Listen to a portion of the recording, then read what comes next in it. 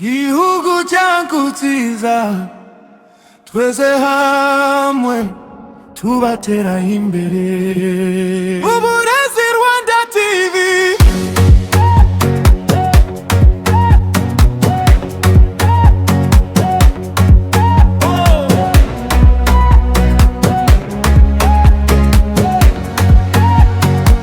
Mu nzira y'ubumenyi turagenda, dufite inzozi zo kugera kure.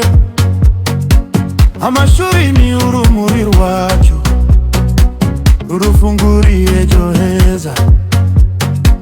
Abanyeshuri n'abarezi, twese dufite uruhare.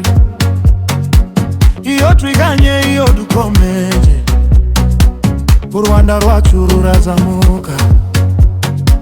Turirimba dufite ibyiringiro, ejo hazaza ni heza.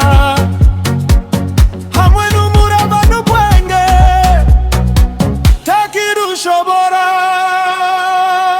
Uburezi Rwanda TV, uburezi akazi na kankoro, byose ni byawe. Uburezi Rwanda TV, twese hamwe turubaka. Ubumenyi buduha imbaraga, tugana ku ntsinzi. Uburezi Rwanda TV, Rwanda yacu, tureba ejo heza.